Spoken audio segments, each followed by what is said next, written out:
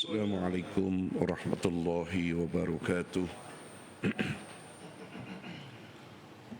Alhamdulillahilladzi lam yattakhis walada wa lam yakul lahu syarikun fil mulk wa lam yakul lahu waliyyun minaz zulli wa kabiru takbira. Asyhadu an la ilaha illallah wahdahu la syarika lah wa asyhadu anna Muhammadan abduhu wa rasuluh. Allahumma salli wa sallim wa barik ala sayyidina Muhammad wa ala alihi wa ashabihi ajma'in, amma ba'd. Tuan Nazir, pegawai-pegawai masjid, Tuan Kuasa masjid, hadirin hadirat, muslimin muslimat yang dirahmati Allah Subhanahu wa taala sekalian, syukur pada Allah Subhanahu wa taala, hari ini kita berada pada tanggal 16 Rajab, ya. Mudah-mudahan Allah Taala terus memberikan kita kesihatan dan kekuatan untuk boleh ketemu dengan bulan Ramadan sebagaimana doa kita, Allahumma barik lana fi Rajab wa Sya'ban wa balighna Ramadan, insya-Allah. Kita nak bincangkan lagi dalam kitab Usulul Dakwah berkenaan dengan ilmu pengetahuan moden dan juga tauhid, ya.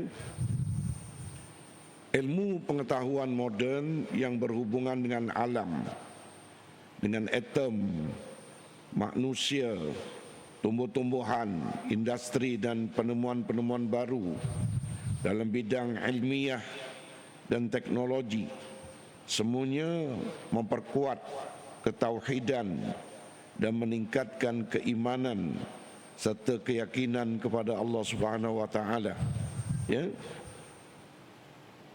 Kerana kesemuanya itu mengungkapkan bagaimana keanehan dan keajaiban aturan alam ini yang menunjukkan kekuasaan dan juga kemampuan pencipta dan pengaturnya, yakni Allah Subhanahu wa taala, ya. Itu yang pastinya. Saya nak buat contoh sebagaimana mereka mengkaji kejadian manusia. Kononnya ilmu barulah, tapi dalam Quran sebenarnya dah banyak, ya. Sebagaimana yang kita juga pernah kupas berkenaan dengan bagaimana manusia itu diciptakan, ya. Dalam Quran, kalau kita tengok di dalam surah Al-Mu'minun ada, dalam surah As-Sajadah pun ada, ya. Kemudian dalam surah-surah yang lain berkenaan dengan Al-Hajj, ya, pun ada juga. Kemudian dalam surah Al-Insan, dalam surah At-Tariq, ya, semuanya ayat-ayat yang dah lama tersedia di dalam Quran, namun Barat baru mengkaji dan menemukan proses kejadian manusia. Sama juga macam ayat, ya, yang menyatakan tentang sungai ataupun air laut, yang satu keruh, yang satu lagi jernih, ya, baru diketemukan oleh mereka. Dalam Quran lama dah sebut, ya. Sama juga sebagaimana yang saya pernah, ya, bahaskan bersama-sama hari itu tentang penemuan Dr. Maurice Bucaille tentang apa? Tentang Firaun. Dan apabila Firaun itu dibedah siasat oleh dia, ketua dia, ya, dia mengetuai ekspedisi bedah siasat mumia Firaun daripada Mesir diterbangkan ke Perancis, ya. Dan menurut beliau itulah memang Firaun yang mengejar Nabi Musa berdasarkan bahan-bahan galian garam yang ada di dalam tubuh Firaun. Itulah memang berdasarkan alat-alat canggih dia boleh detect, itulah Firaun yang mengejar Nabi Musa.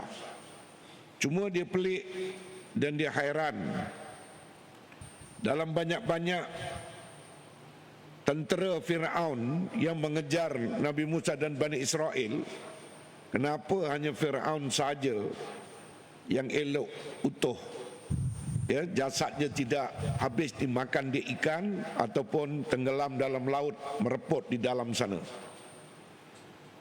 Dikaji banyak kitab, tak jumpa bukti. Cuma ada cerita bagaimana Fir'aun tenggelam tu ada. Tetapi apabila dipulangkan mumia ini semula ke Mesir, setelah ekspedisi operate dan bedah siasat, dia bertanya dengan ulama-ulama yang ada di Mesir.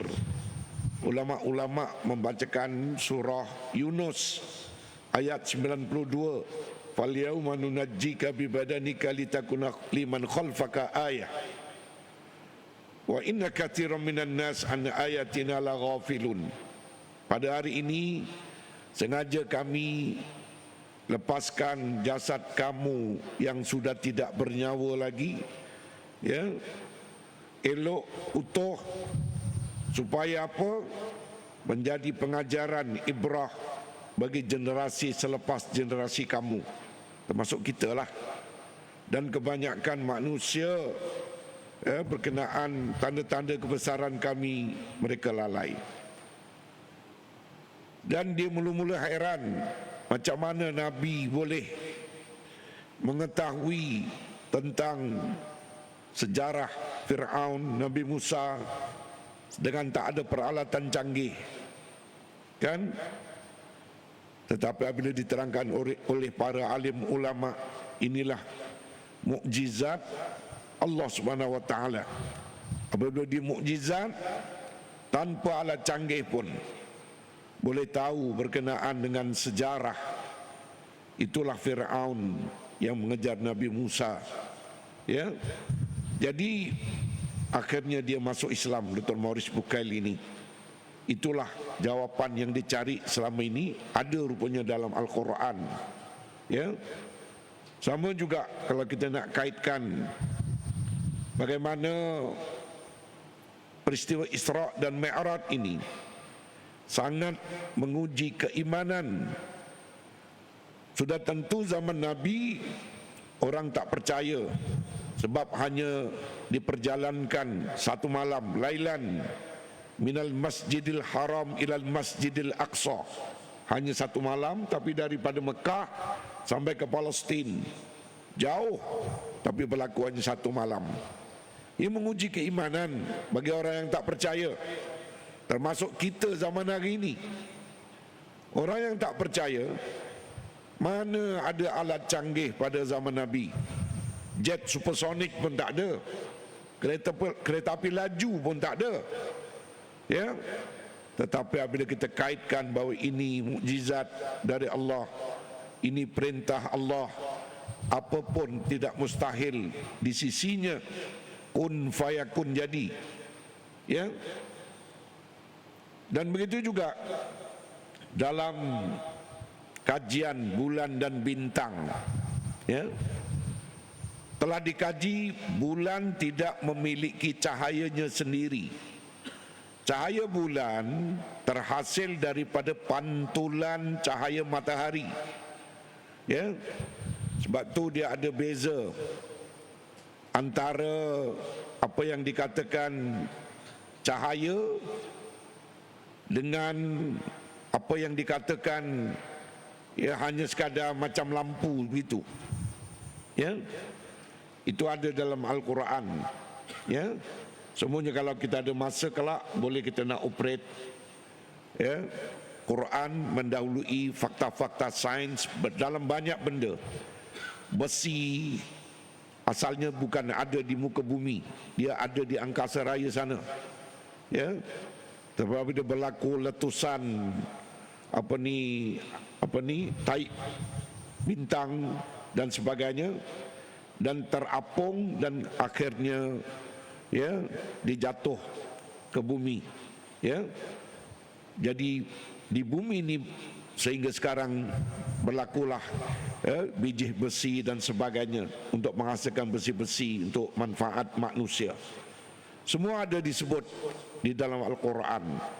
Jadi sebab itu disebutkan tadi dalam kitab kita ini, ilmu pengetahuan moden yang berhubungan dengan alam, dengan atom, manusia, tumbuh-tumbuhan, industri dan penemuan-penemuan baru dalam bidang ilmiah dan teknologi, semuanya memperkuat ketauhidan dan meningkatkan keimanan serta keyakinan kepada Allah Subhanahu wa taala. Ya. Kerana kesemuanya itu mengungkapkan bagaimana keanehan dan keajaiban aturan alam ini yang menunjukkan kekuasaan dan kemampuan pencipta dan pengaturnya, yakni Allah Subhanahu wa taala. Dengan teraturnya segala apa yang dicipta menunjukkan kebesaran serta kekuasaan Allah Subhanahu wa taala. Di sebalik dari apa yang diciptakan yang terdiri dari yang aneh dan ganjil serta pengaturannya yang begitu rapi menunjukkan adanya pencipta yang maha besar dan maha agung. Sebab itu Allah Subhanahu wa taala berfirman, sanurihim ayatina fil afaqi wa fi anfusihim hatta yatabayyana lahum annahul haqq, dalam surah Fussilat ayat yang ke-53.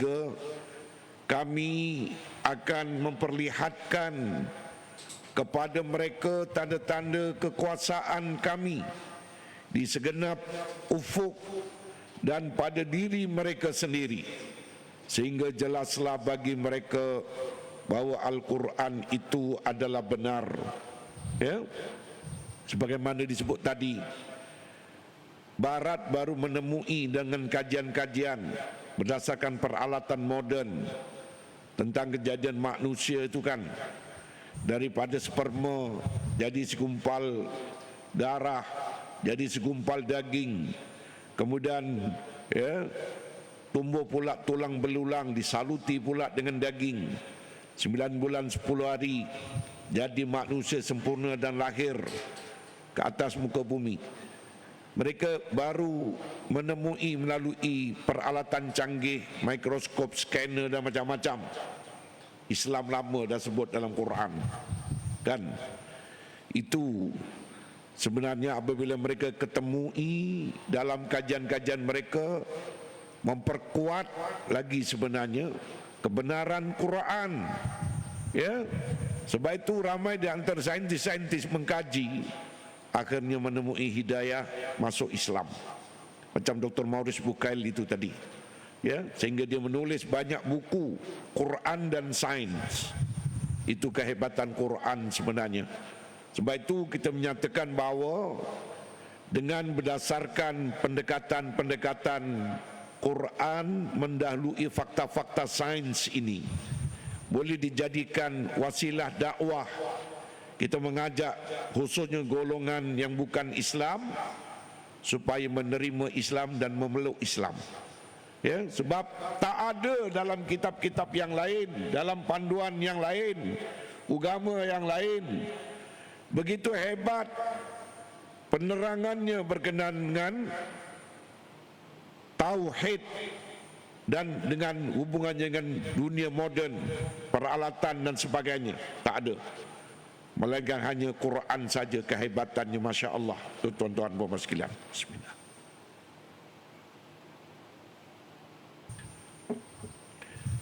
Kemudian firman Allah Ta'ala, wa fi anfusikum afala tubsirun, dalam surah Az-Zariyat ayat 21.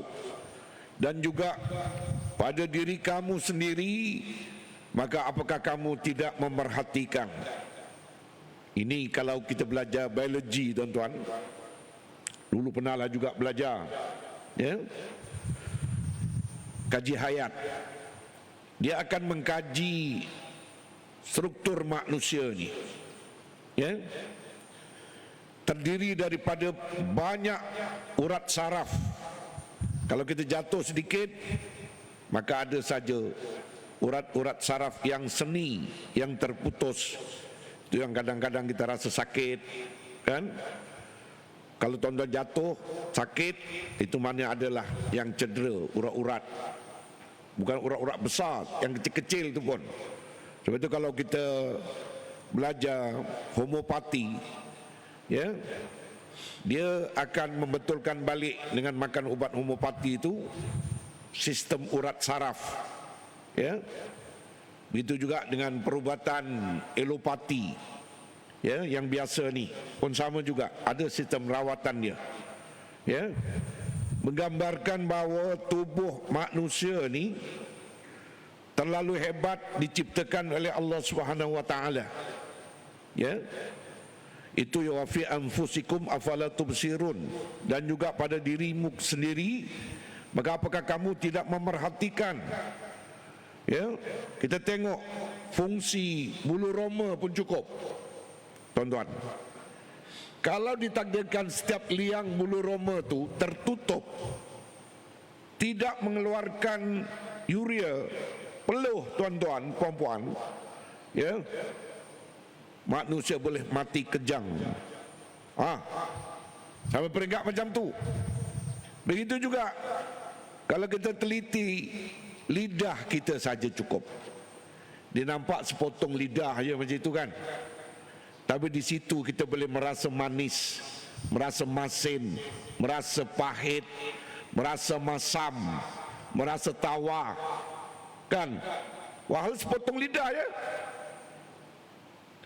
Di situ pun kalau kita perhati, Masya Allah, kita boleh mentauhidkan Allah Ta'ala.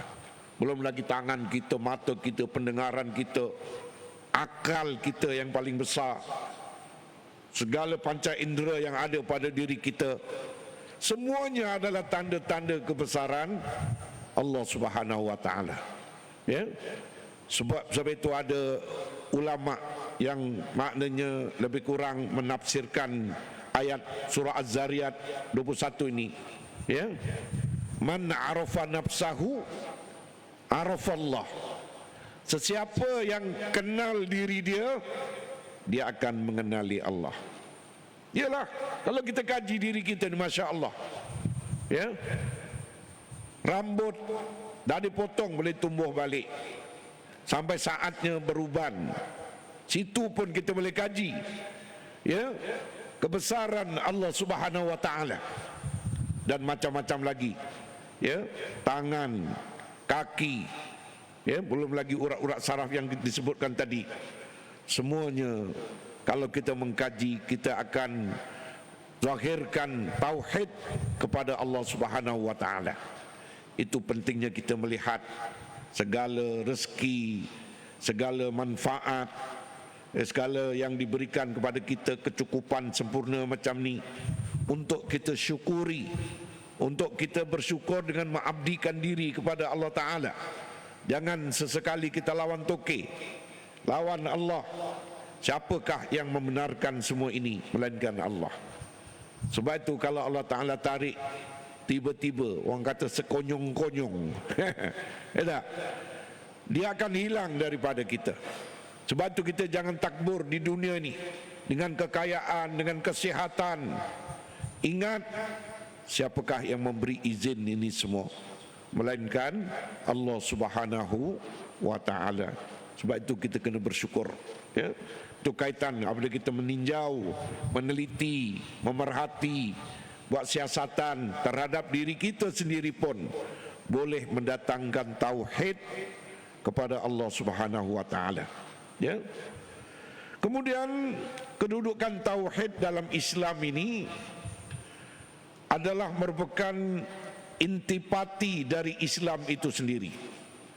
Al-Quran keseluruhannya berbicara tentang tauhid, baik dalam ayat-ayat yang mengandung cerita, berita, qasas tentang kenabian kaum-kaum yang lepas, berita tentang adanya Allah dan sifat-sifatnya, dan juga dalam ayat-ayat yang menerangkan makhluk dan perbuatannya serta pengaturannya, semuanya ada hubung kait dengan tauhid, ya.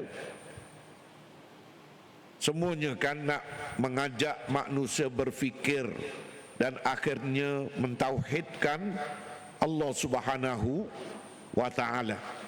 Ya. Senang je kalau kita baca ayat tadi tu kan. Cerita berkenaan Firaun, contohnya surah Yunus, wajawazna bi bani Israil al-bahra fa atba'ahum fir'aun wa junuduhu baghyan wa adwa hatta iza adrakahul gharq qala amantu annahu la ilaha illa alladhi amanat bihi banu Israil wa ana minal muslimin.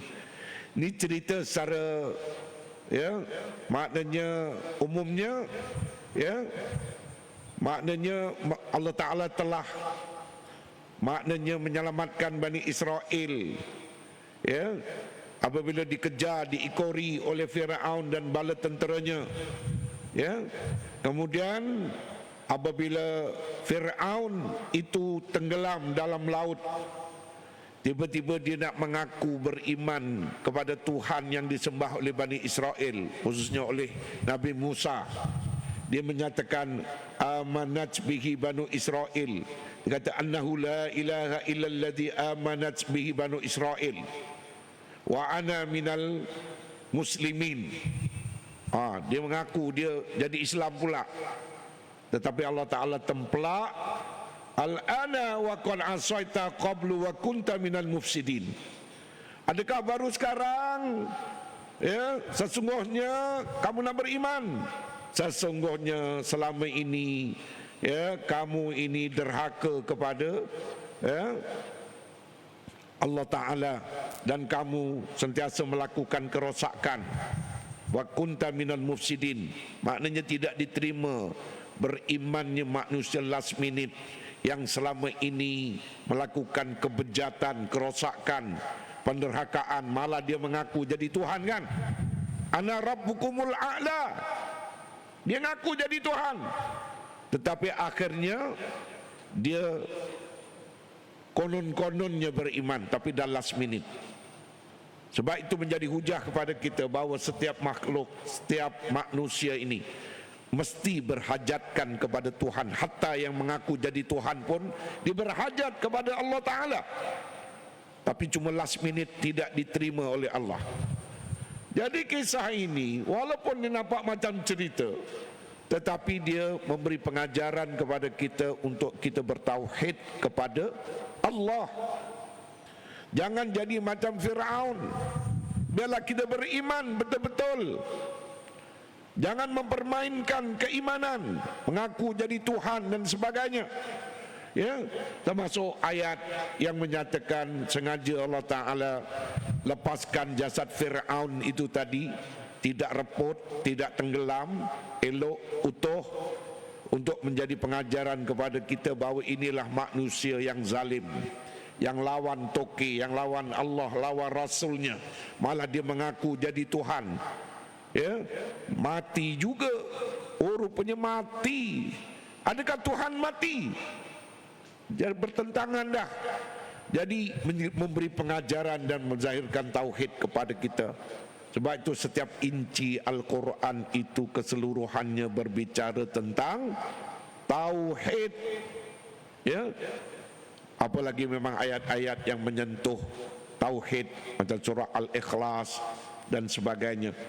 Ya, termasuk ayat tadi yang kita kongsikan, ya, ayat tentang kejadian manusia dalam surah As-Sajadah, dalam surah Al-Mu'minun, ya, menggambarkan bagaimana telitinya Allah Subhanahu wa taala menciptakan manusia sempurna, ya, bahawa tauhid itu muncul apabila kita mengkaji, meneliti tentang kejadian manusia itu. Masya Allah. Sebab itu kita kena mensyukuri, ya, itu sebabnya keseluruhan Quran berbicara tentang tauhid. Pernah saya mengajar satu tafsir dekat Kelang, dekat Masjid Kampung Kuantan tu. Ustaz punya penerangan tak menyentuh tauhid. Saya kata dengan dia, apakah keseluruhan Al-Quran itu tidak kena mengena dengan tauhid? Bukankah apabila kita cerita kisah-kisah, hatta kita cerita bab ibadah, hatta kita cerita sejarah, Ya, semuanya menatijahkan supaya kita beriman kepada Allah. Dia terdiam. Sebab itu nak bercakap tu jangan apa kata orang. Nah, main cakap saja. Ya. Semua Quran itu ya, berbicara keseluruhannya tentang tauhid. Tu.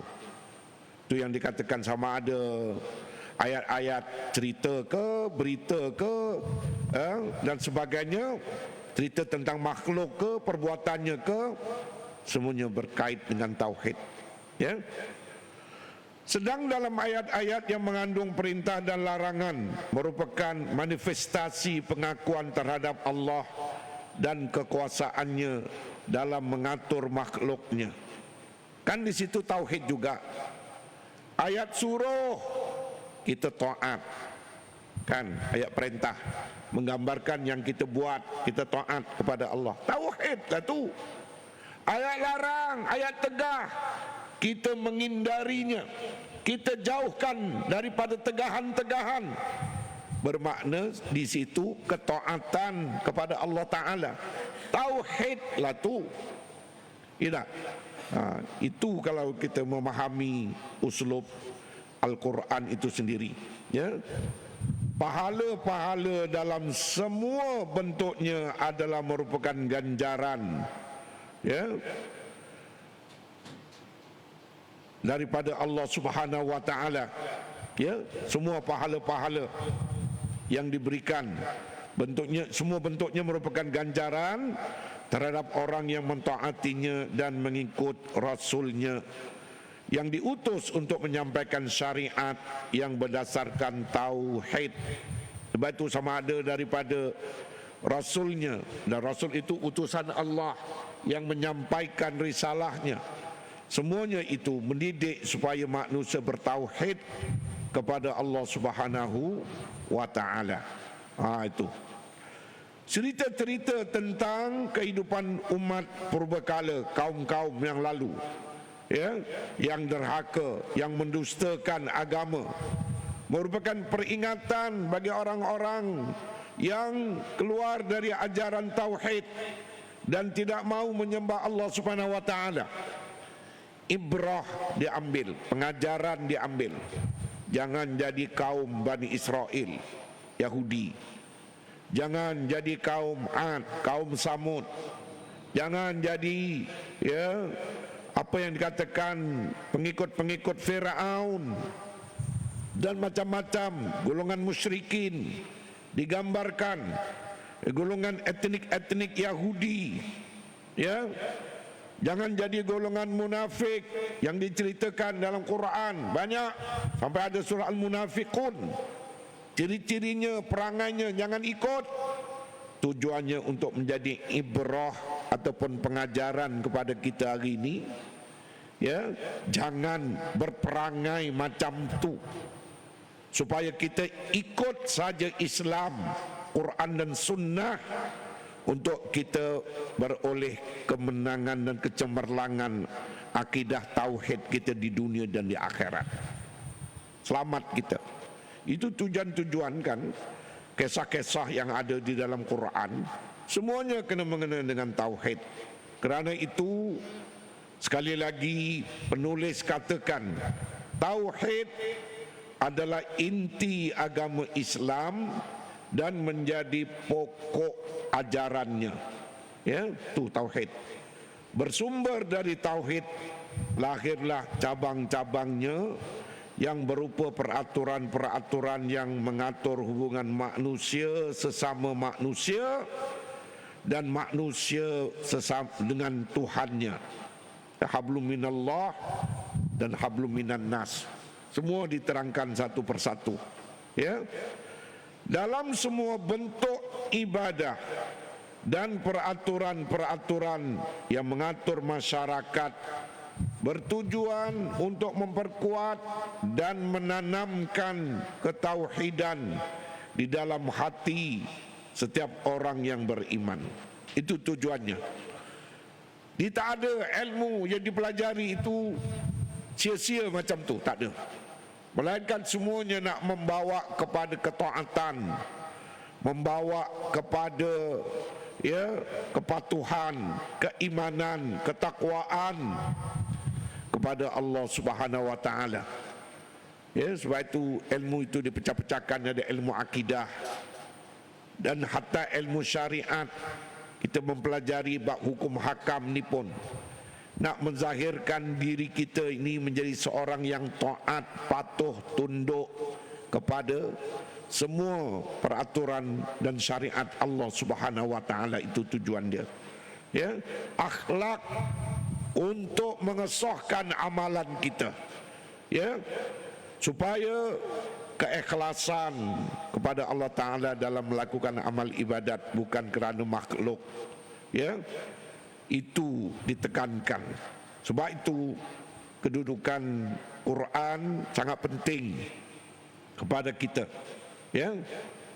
Contohnya macam ayat walaqad ba'atsna fi kulli ummatin rasula an i'budullaha wajtanibut taghut. Contohnya, demi Allah, sesungguhnya kami bangkitkan untuk tiap-tiap umat itu seorang rasul.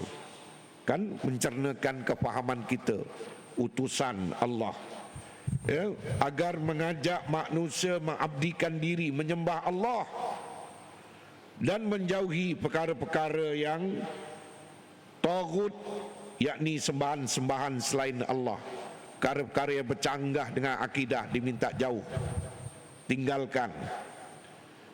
Dan barulah di situ nanti ada kupasan apa yang masuk dalam kategori taghut yang diminta jauh, yang diminta umat Islam ini menjauhkan diri daripada apa yang termasuk dalam tagha, yakni perkara-perkara yang melangkaui batasan Allah. Ini diperincikan, apa ni, sembah berhala ke, umpamanya syirik, umpamanya, ya, berakidah kepada selain Allah, diperincikan satu-satu. Itu kan memantapkan lagi tauhid kita kepada Allah Subhanahu wa taala. Sebab tu kita kena belajar bab tauhid, bab akidah ni kena belajar supaya kukuh keimanan kita kepada Allah Subhanahu wa taala.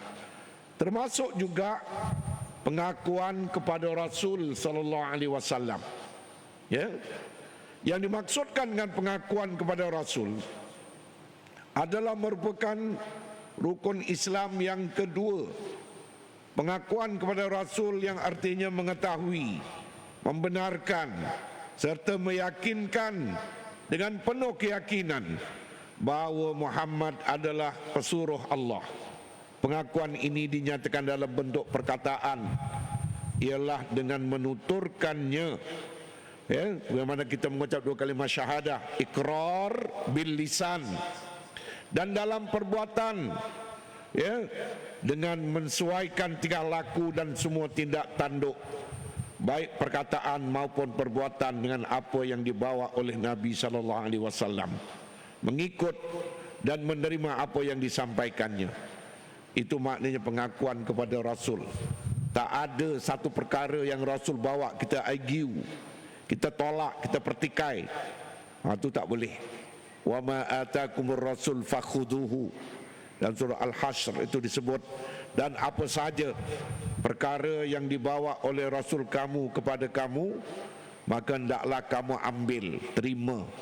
Wa ma nahakum anhu fantahu. Dan mana-mana perkara yang ditegahnya, tinggalkan. Wattaqullah, dan hendaklah kamu bertakwa kepada Allah. Innallaha syadidul iqab, sesungguhnya, ya, Allah Subhanahu wa taala itu sangat dahsyat pembalasannya kepada mereka yang mengingkari apa yang Rasulnya bawa kepada dia. Dia ingkar, dia tak ikut, layaklah untuk diazab di akhirat. Itu maknanya. Jadi sebab itu apabila kita ikrar bil lisan, tasdik bi qalb, pertama sebut dengan lidah, keduanya kena dibenarkan dalam hati kita, dan yang ketiganya wa amal bil jawarih atau wa saddaqahu bil amal, kena diterjemahkan dengan amalan melalui kelakuan kita. Bukti yang kita ni beriman kepada Allah dan Rasul, ya, dia tak boleh hanya di mulut saja kata beriman, tetapi tidak dilaksana dan tidak dikota, tak jadi apalah tuan-tuan dan puan sekalian. Ini mana pengakuan ini dinyatakan dalam bentuk perkataan dengan menuturkannya, dan dalam bentuk perbuatan dengan melakukannya sesuai dengan apa yang Nabi bawa kepada kita. Tetapi jangan melakukan perkara-perkara yang di luar daripada apa yang Nabi suruh, melainkan benda ni benda baik. Ya, itu yang ada perbahasan tentang bid'ah ke tak bid'ah ke. Sedangkan man sanna sunnatan hasanah falahu ajruha wa ajru man amila biha. Atau kama qala, sesiapa yang melakukan satu perkara baik, ya, man sanna sunnatan hasanah falahu ajruha, maka baginya akan dianugerahkan ganjaran pahalanya. Asalkan benda itu tidak bercanggah dengan akidah, dengan syariat, dengan akhlak Islam, maka dari sudut Islam harus hukumnya. Itu maknanya. Jadi itu nantilah kalau ada ketika-ketikanya kita akan bahas berkenaan dengan apa yang dibahaskan dalam hadis tersebut. Ya. Kemudian jumlah Rasul itu banyak. Rasulullah SAW ini, para Rasul ini diutuskan kepada umat manusia banyak sekali. Ya, cuma yang wajib diketahui oleh kita 25 Rasul, tapi jumlahnya terlalu banyak. Sebagiannya dikisahkan dalam Al-Quran dan sebagiannya tidak disebut, baik nama mereka maupun sejarah hidupnya. Allah Ta'ala berfirman, walaqad ba'asna fi kulli ummatin rasula an i'budullah wajtanibut taghut, dalam surah An-Nahl ayat 36. Dan sesungguhnya kami telah mengutus Rasul pada tiap-tiap umat untuk menyerukan, sembahlah Allah semata-mata dan jauhilah taghut, yakni sembahan-sembahan selain Allah diminta jauhi. Ya. Tapi kita ni umat Muhammad keseluruhannya, dia bukan mengikut kaum orang Melayu, Rasul lain, Jawa lain, Banjar lain, Cina lain, India lain. Tak, bukan macam itu sebagaimana yang ajaran sesat itu. Ya, dia mendakwa supaya Rasul Melayu, dia alasannya dalil ni lah, fi kulli ummatin rasula, untuk tiap-tiap umat ada seorang Rasul. Itu sesat dah. Kita keseluruhannya akhir zaman ini, Rasul kita hanyalah Nabi kita Muhammad sallallahu alaihi wasallam, khatamun nabiyyin. Jangan mana-mana nak bawa ajaran sesat. Ya tak? Kepada setiap umat yang ada dipertemukan di bumi ini, Allah Ta'ala telah mengutus kepada mereka seorang Rasul. Ya, mana ada zamannya, ada kaumnya yang diutus setiap Rasul itu. Ya. Dan sebagian mereka tidak kita ketahui, ada yang kita tak tahu, kerana Allah Ta'ala tidak menceritakan nama-nama mereka dan agama mereka di dalam Quran. Ya. Ini dibuktikan melalui firman Allah Ta'ala dalam surah An-Nisa ayat 164, wa rusulan qad qasasnahum alaika min qabl wa rusulan lam naqsushum alaika wa kallamallahu Musa taklima. Dan kami telah mengutus rasul-rasul yang sungguh-sungguh telah kami kisahkan, ceritakan tentang mereka kepadamu dahulu, ya Muhammad. Dan rasul-rasul yang tidak kami kisahkan tentang mereka kepadamu. Dan Allah Ta'ala telah berbicara kepada Musa dengan langsung. Ayat ini nak gambarkan ada kisah-kisah para rasul yang ada dalam Quran, diceritakan kepada Nabi kita Muhammad sallallahu alaihi wasallam. Kita pun mengetahuinya. Tetapi ada ramai lagi yang tidak dikisahkan di dalam Quran, yang tidak diberitahu kepada Nabi. Kita pun tak tahu sampai lah ni. Cuma yang wajib kita kena ketahui 25 Rasul itu. Itu kena tahulah. Ya. Itu maknanya tentang Rasul, dan insya-Allah kita akan sambung lagi berkaitan dengan kisah Rasul, pentingnya Rasul kepada kehidupan manusia ini, ya, untuk membimbing kita dan untuk kita faham tentang Quran. Sebab itu diutuskan Rasulullah sallallahu alaihi wasallam, ya, sebagai ikutan teladan kepada kita. Ya, insyaallah pada waktu-waktu yang mendatang kita akan sambung bicara kita berkenaan dengan, ya, pentingnya Rasul diutus untuk dunia ini, ya. Jadi mudah-mudahan kita akan sampai kepada bicara tersebut untuk mendalami lagi berkenaan dengan tauhid, ya, bab kaitan dengan Rasul ini. Aqulu qauli hadza wa astaghfirullahal azim li wa lakum. Assalamualaikum warahmatullahi wabarakatuh. Ya.